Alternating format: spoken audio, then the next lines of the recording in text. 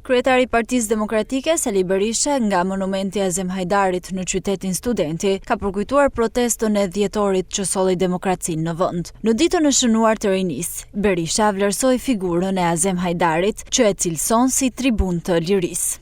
Të nderuar dhjetorisht, një përshëndetje shumë përzemërt ju, mirënjohje të pakufishme për ju dhe të gjithë shoqet, shokët tuaj, kudo që janë sot, çfarëdo që bëjnë, për rolin tuaj të jashtëzakonshëm që luajtët në dhjetor të vitit 90 në historinë e lirisë shqiptarëve.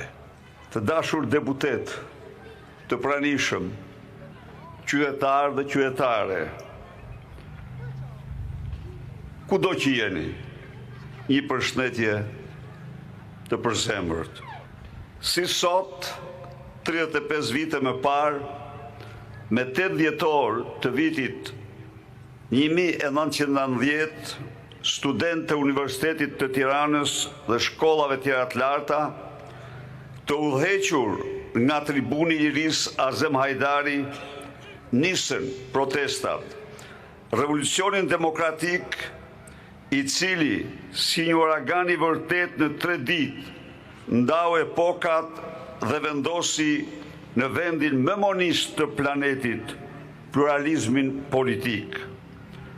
Ndaj sot, mbarkombi shqiptar nderon 8 dhjetorin si datën më të rëndësishme gjëratëherë në historinë e lirisë së tij pas shpalljes së pavarësisë së vendit.